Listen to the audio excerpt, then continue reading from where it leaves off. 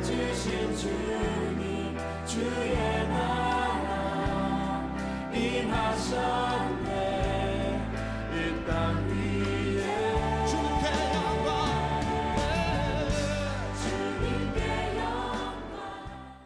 오늘 읽어드린 예레미야 30장은 죄, 징계, 회복의 순환 역사를 잘 묘사하고 있는 내용입니다.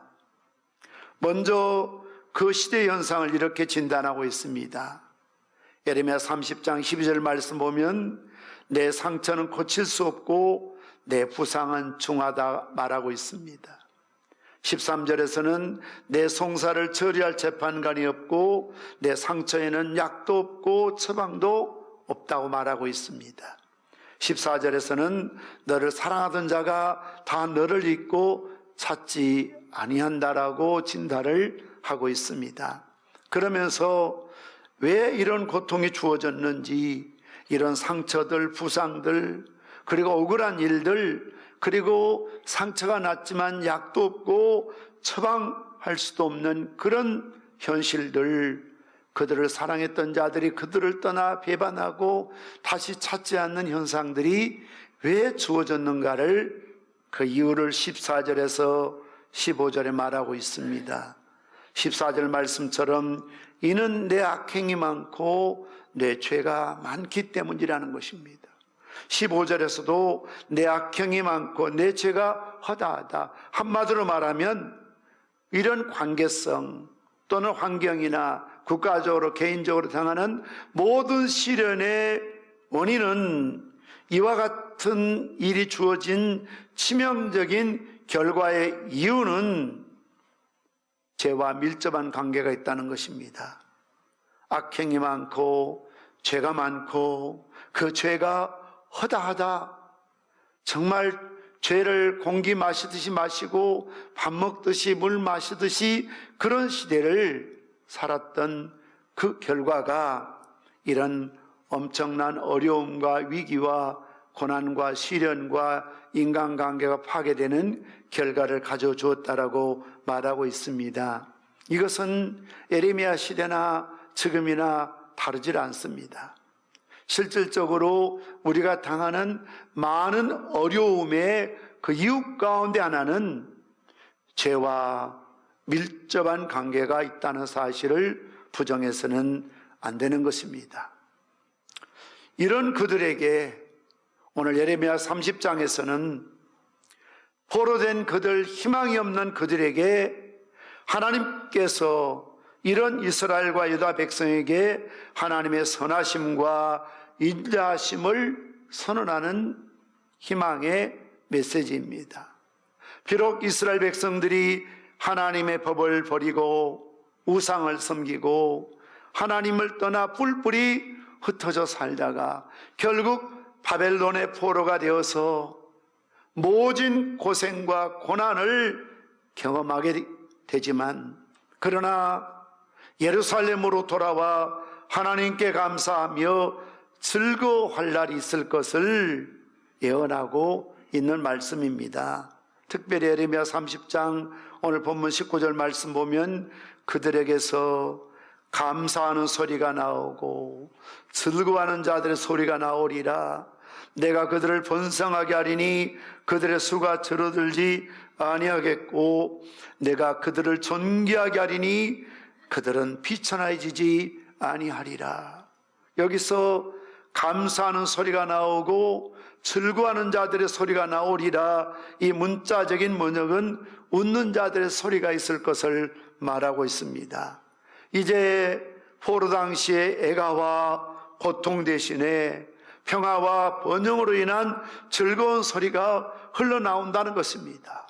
이스라엘 백성들이 잃어버렸던 믿음, 잃어버렸던 감사, 잃어버렸던 즐거움을 회복할 때가 오겠다는 것입니다. 그 자손들이 번성하겠고 영화롭게 될 것이며 그들의 손해를 입히고 못살게 괴롭히고 핍박했던 그들을 하나님께서 다 벌하여 주실 때가 온다는 것입니다. 그래서 이어서 20절의 말씀 보면 그의 자손은 예전과 같겠고 그 회중은 내 앞에 굳게 설 것이며 그를 압박하는 모든 사람은 내가 다 벌하리라 라고 말씀하고 있습니다.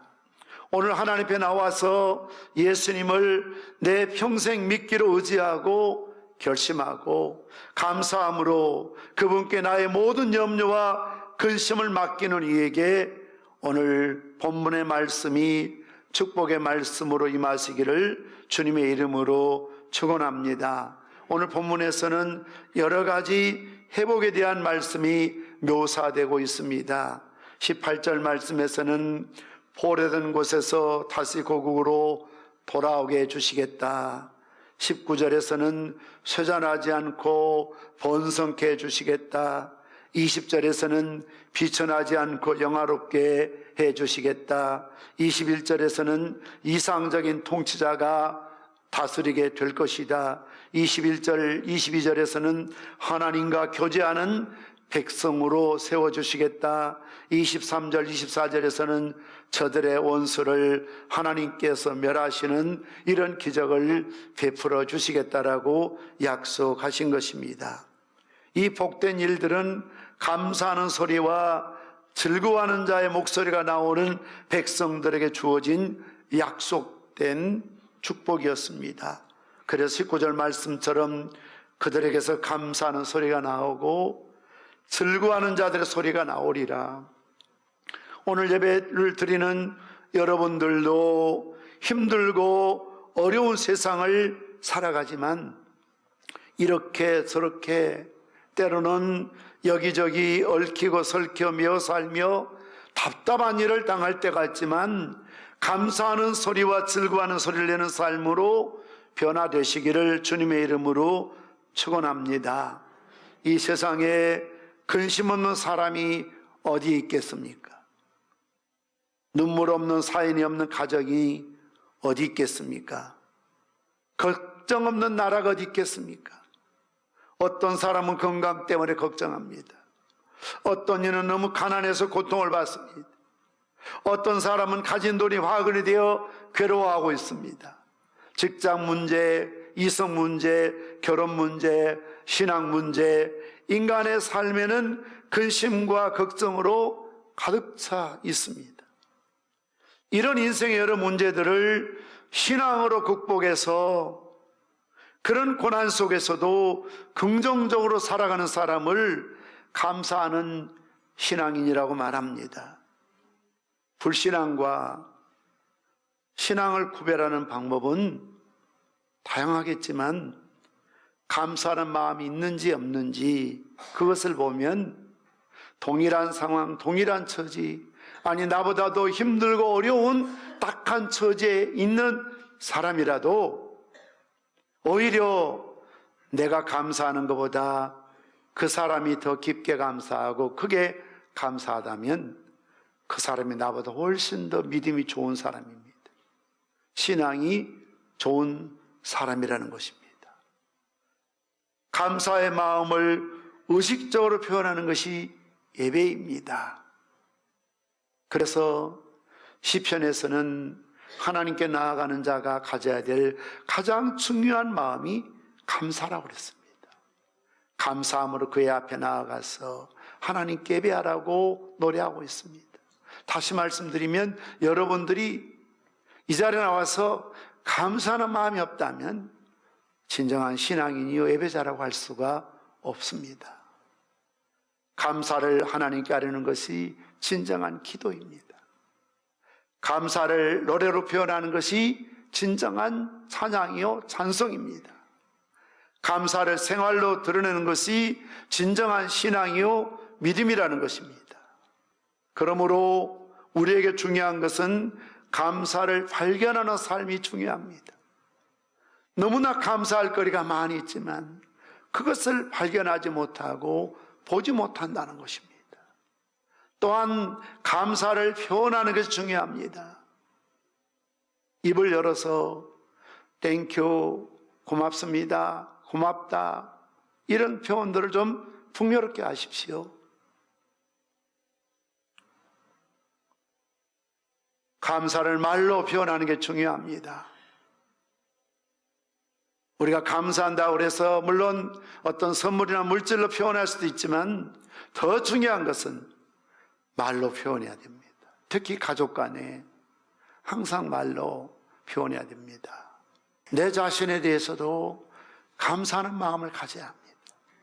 내 가족에게도, 이웃에게도, 성도들에게도, 그리고 하나님 앞에서 신실함으로 진정 어린 마음으로 영혼 없는 말이 아니라 내 온 마음을 다하고 뜻을 다하고 정성을 다하고 목숨을 다하고 힘을 다하여 주 너희 하나님을 사랑하라는 것은 감사하는 마음으로 하나님을 사랑할 수가 있죠. 불평하는데, 원망하는데 어떻게 사랑하는 마음이 들 수가 있겠습니까? 어떻게 사랑하는 마음을 표현할 수가 있겠습니까? 날 위해 십자가에 죽으시고 영생을 허락하신 주님의 은혜를 생각할 때 진심으로 감사가 우러나와야 하는 것이지요. 때로는 현실이 힘들고 어렵지만 천국을 바라보며 소망하며 사는 우리들이기에 하나님께서는 모든 것을 합력하여 선을 이루실 줄 믿는 믿음 있는 까닭에 감사하는 소리와 즐거워하는 소리를 낼 수 있어야 한다는 것입니다. 여러분의 가정에서, 일터에서, 교회에서, 삶의 현장에서 범사에 감사하며 살아가시기를 바랍니다.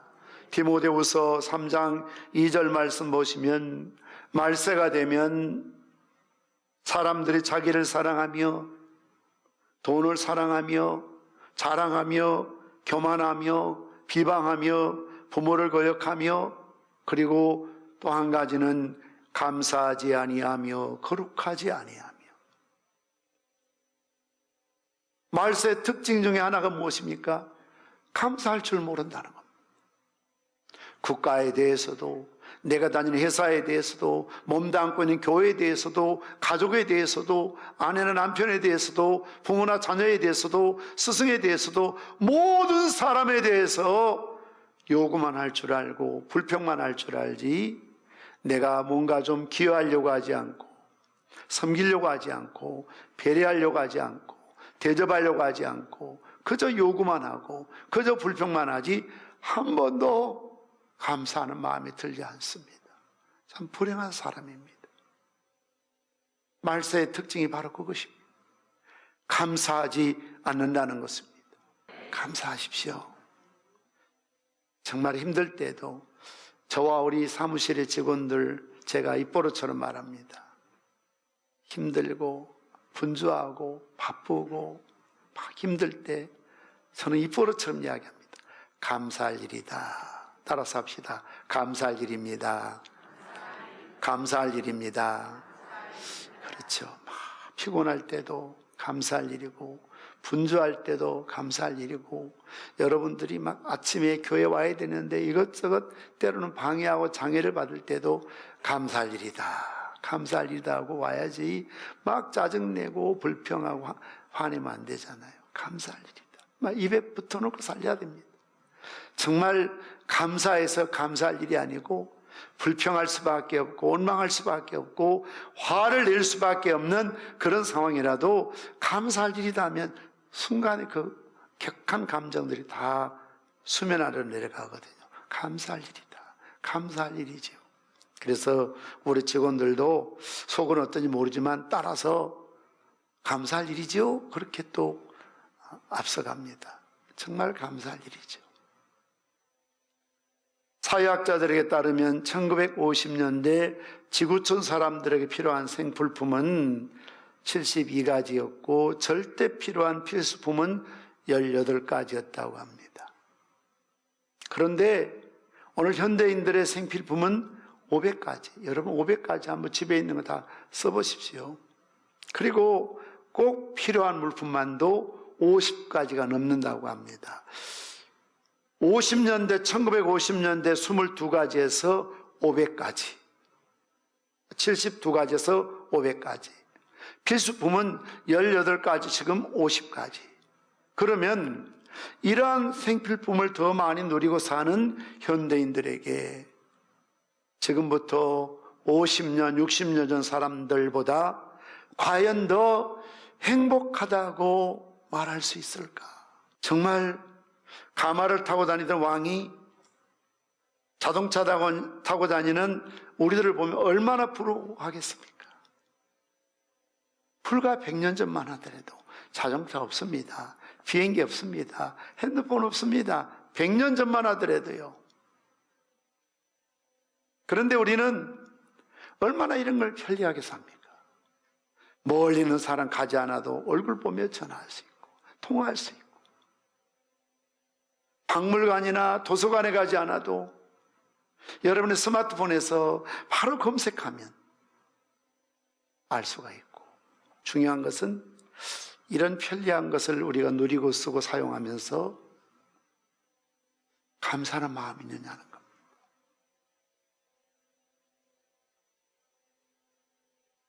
행복해지려면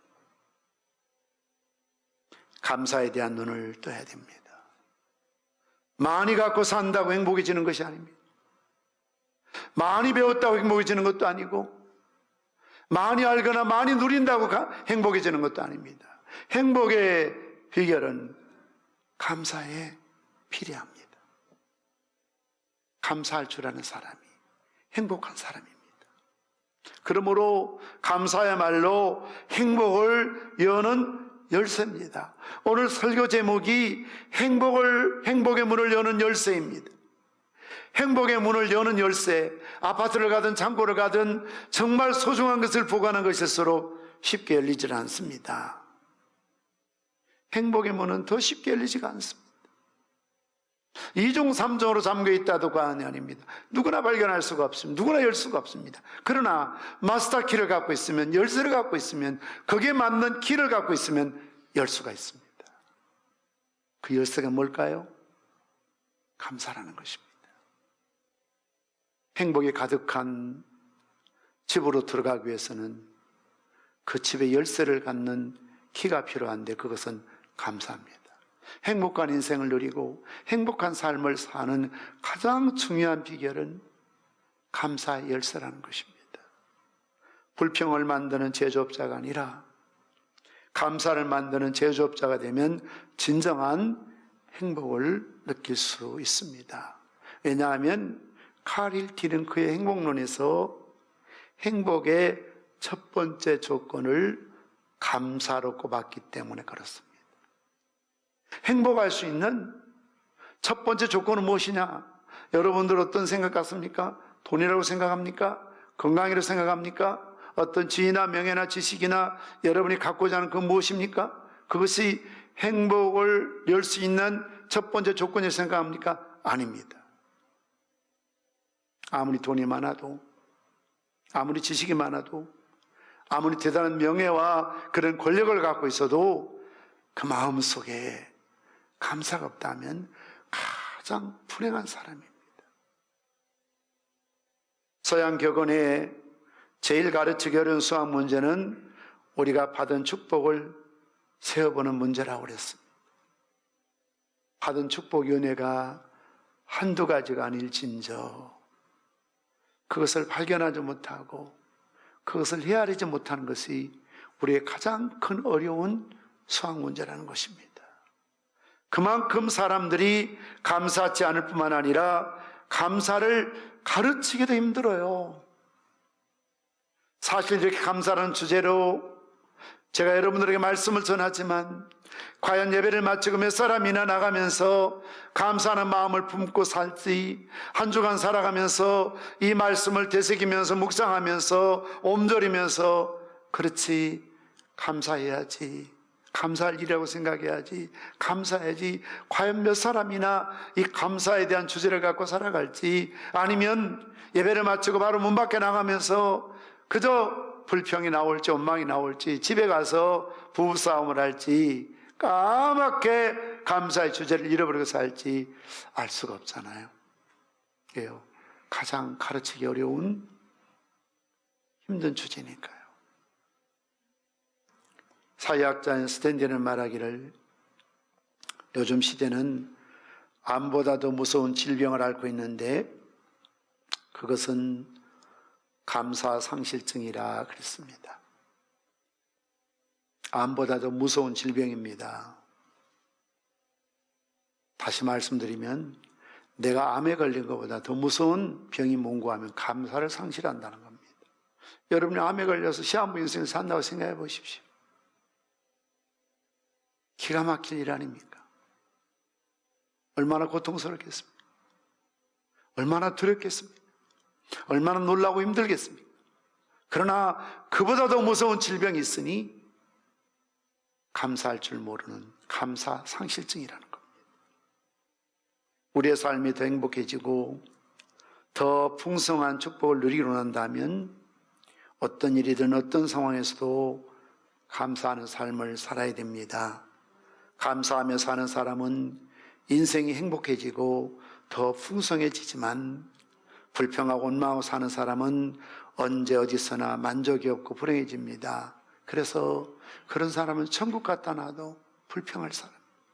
물론 천국도 못 가겠지만 설사 천국에 들어가서 갖다 놔도 거기서 불평할 사람입니다.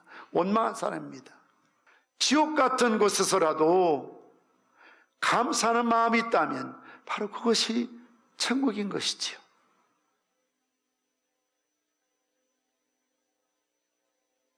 고난 속에서도 감사야말로 축복을 여는 열쇠였던 것입니다. 지그지글로는 이렇게 말합니다. 감사하다고 말할 때마다 우리는 내가 가진 것과 내가 있는 장소를 그대로 받아들이겠다. 나는 지금 내게 필요한 것을 배우는 중이라고 다짐하는 것이다. 나는 감사할 줄 모르면서 행복한 사람을 한 번도 보지 못했다고 그랬어요. 아무리 별의별 사람, 남들이 부러워하고 좋아하고 따르는 사람이라 할지라도 감사할 줄 모르는 사람은 절대로 행복한 사람이 아니라는 겁니다. 그러므로 감사야말로 행복의 온천인 동시에 행복의 열매가 되는 것입니다. 17세기 영국의 한 시인은 다음과 같은 기도를 남겼습니다. 주님은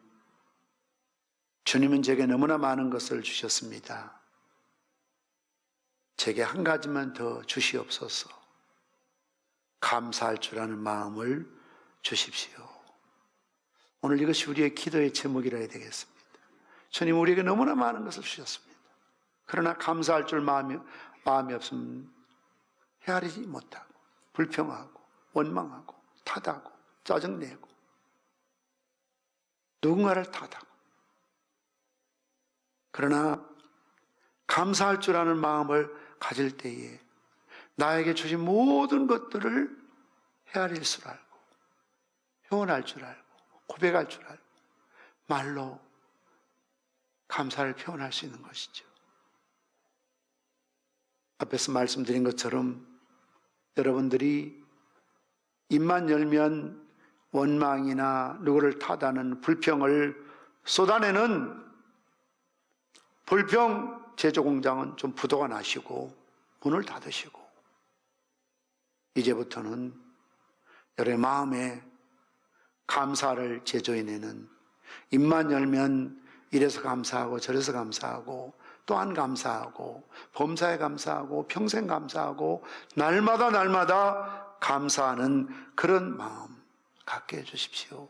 하나님, 정말 이 시대에 스탠드의 말처럼 나에게 암보다도 무서운 질병이 있는데 그것은 감사 상실증입니다. 내 영혼을 치료해 주십시오. 고쳐주십시오.